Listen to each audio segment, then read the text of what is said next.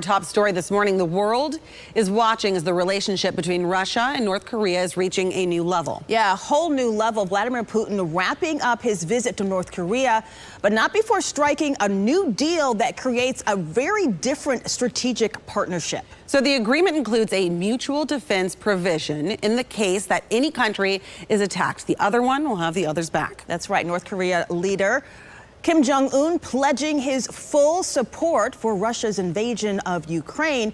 U.S. officials say North Korea has sent weapons to Russia for its war against Ukraine. Both countries, though, denying those trades are happening. So the question is, what does this mean for the world? What does this mean for the U.S.? And what does it mean for global security? We welcome in Glenn Ignacio. He is a retired Special Force Air Ops Force Major. Welcome this morning. Thank you for being here. Hey, good morning. Nice to be with you. So the first question, when we talk about this mutual agreement, can you explain this in layman's terms? What are the details and what does this mean to the world? Sure. To put it simply, it's almost like what we have in NATO. So our NATO allies in Europe, if the charter states, if one is attacked, all are attacked and they would come to the defense. That's basically the same thing that Russia and North Korea have just basically signed. So if somebody was to attack Russia in any shape or form, Korea would back them up and vice versa. So that's what this really the tenets of this agreement is that they're keeping each other's backs, similar to what we do in NATO. Yeah. You know, we know that Vladimir Putin and Kim Jong-un have had a long-standing relationship. This is the first time we actually have seen them face to face in quite some time. Vladimir Putin becoming increasingly isolated, though, from the world due to his invasion of Ukraine. Is North Korea now one of the few countries where Putin can fortify an allied relationship?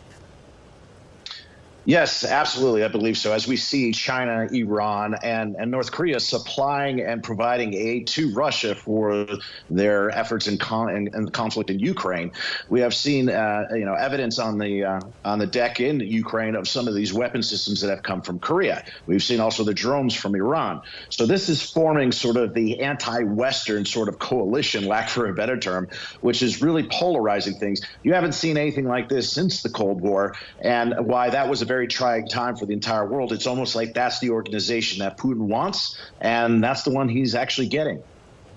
You know, we're not here to alarm, we're here to inform. So the question also is, what's the concern level for the U.S.? What does this mean for the United States and our allies?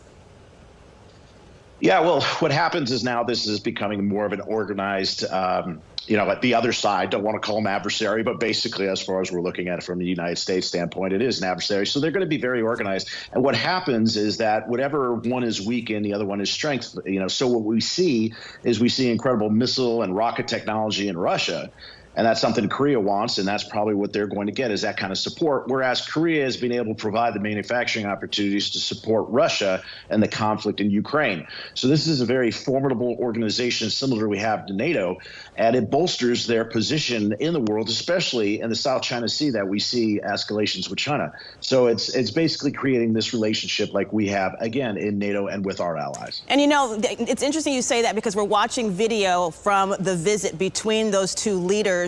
And no doubt they are very aware of these images that are being sent around the world. So we know that strategically thinking, this is also part of probably that plan in terms of sending a message globally. Right now, we know Vladimir Putin has moved. He's in Vietnam. That's a longtime partner of Russia. Today, what does that move tell you about what he might be thinking and what he is trying to accomplish overall with these recent travels? Yeah, great question, because as you absolutely identified as Putin being in Vietnam, is Vietnam and the United States have strengthened relationships for many years now to increase trade and increase the relationship and make it stronger.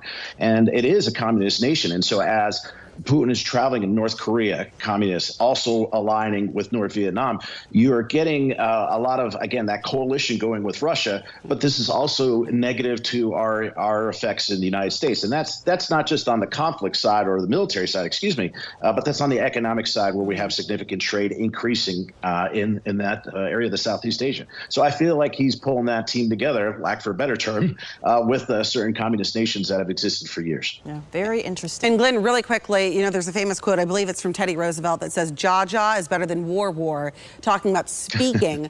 Do you have any advice or any hope on diplomacy as we see this play out?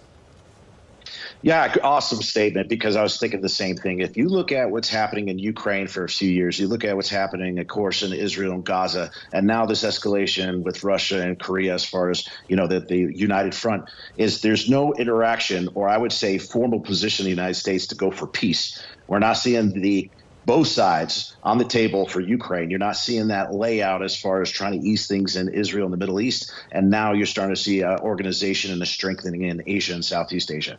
So peace and trying to get in front of that as a formal position of the United States is something that needs to happen, and it hasn't. We need to change that. Yeah. Well, retired Special Ops Air Force Major Glenn Ignazio. Glenn, thank you for taking us so much deeper into this very important and critical issue. We appreciate your insight this morning. Thank you. Thank you. Thank you. You're welcome. Still to come.